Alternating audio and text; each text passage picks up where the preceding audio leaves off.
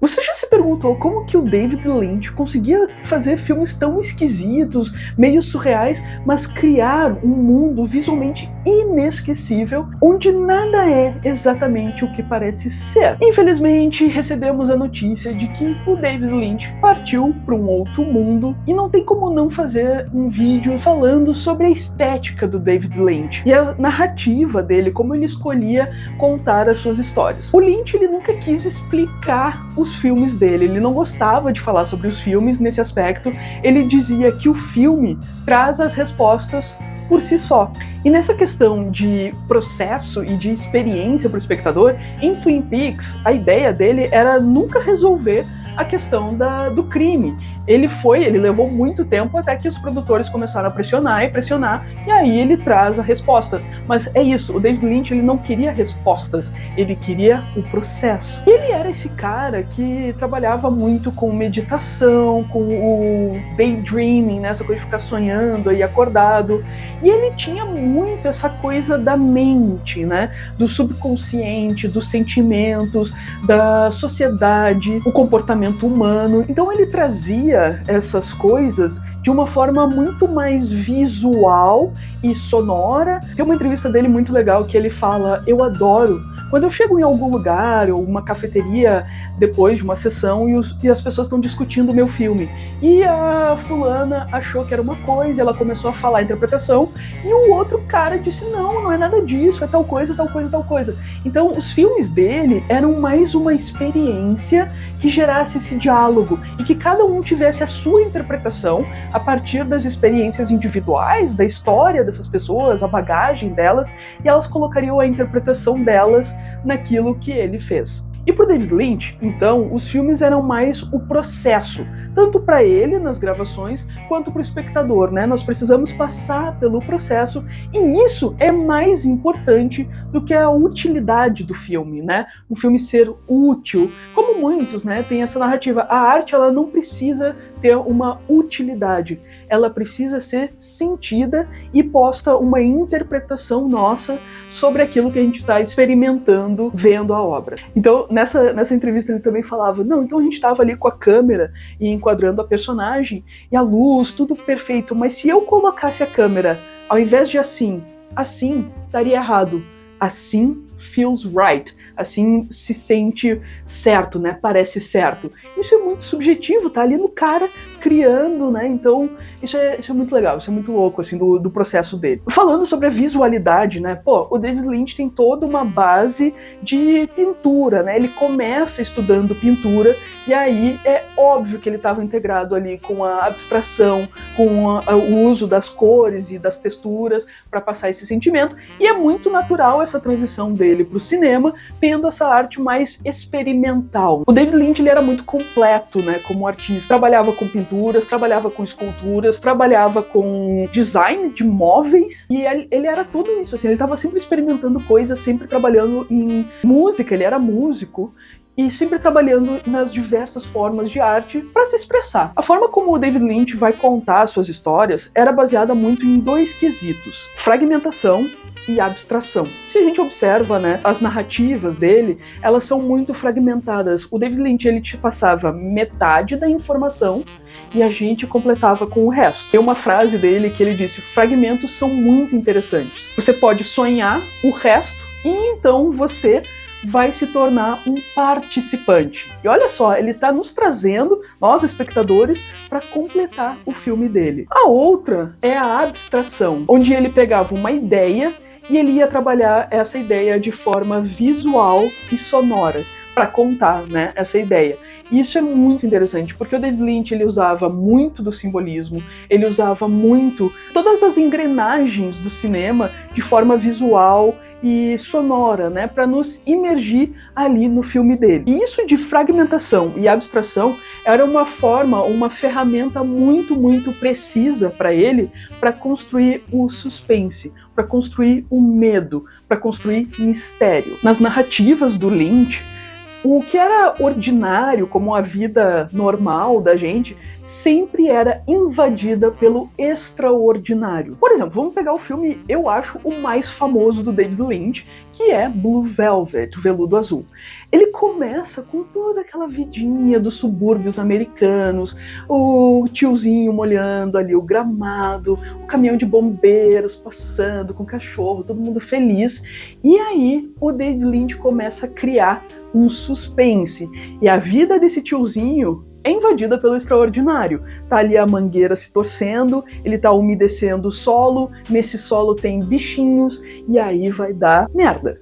Tem temáticas que eram muito recorrentes nos filmes do David Lynch. A questão do subconsciente, a questão da sociedade, o comportamento humano, né? Desejos reprimidos e os conflitos, né, que isso causa. Então sempre coisas internas, secretas, coisas assim. O David Lynch colocava à prova, ele alfinetava os personagens pra, vamos lá, vamos expressar, vamos trabalhar isso. Dualidade, né, como os personagens tinham outras versões de si mesmo, ou se revelavam de outra forma, ou descobriam essa versão. Estresse, ansiedade, depressão, perigo iminente, desespero, medo, eram temáticas muito, muito recorrentes na filmografia do David Lynch. Falando sobre direção de arte nos filmes do David Lynch, isso era uma das camadas primordiais. O David Lynch precisava construir o universo dele visualmente para então inserir os personagens e as suas histórias.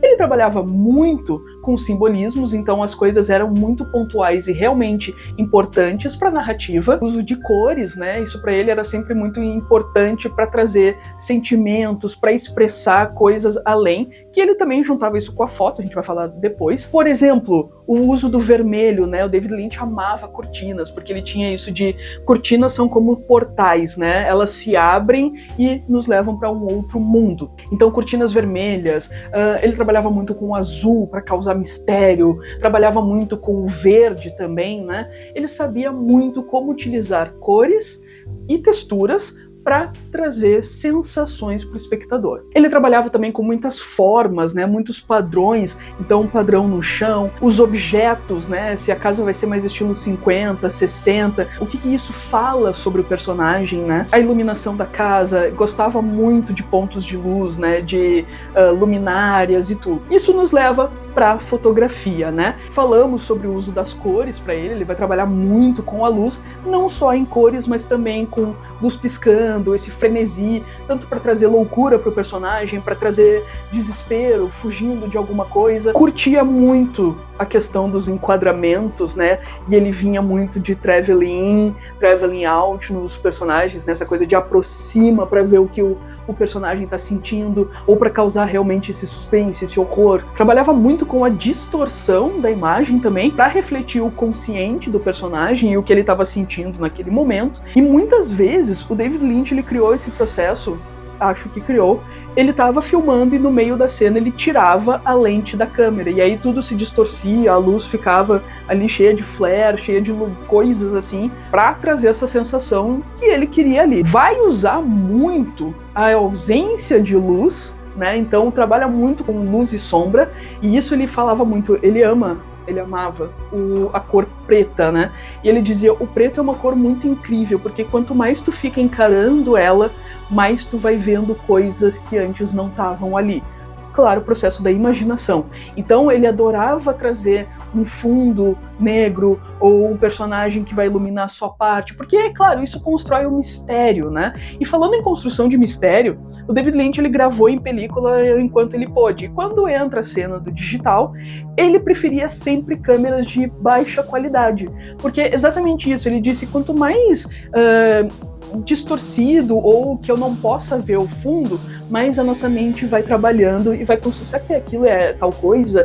Então ele gostava muito, né, de ter essa imagem de baixa qualidade, porque o cara tinha dinheiro, ele podia fazer filmes com as melhores câmeras da época. E outra coisa era o movimento de câmera para aberturas, né, bem Cidadão Kane, né, pra quem lembra, essa coisa de algo se abre pra câmera passar. E se a gente perceber, isso tá muito, né, nas aberturas dos filmes dele. A gente sempre vai passar por algo e entrar naquela história.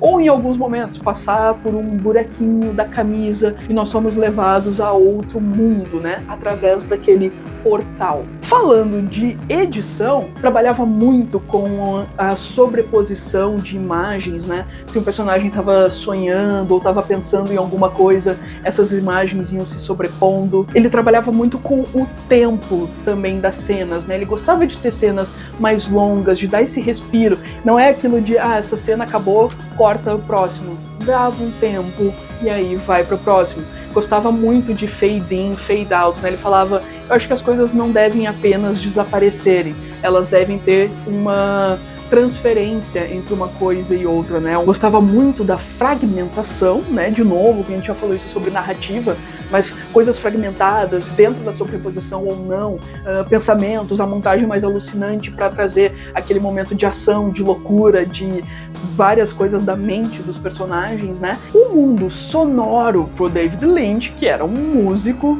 é obviamente muito importante.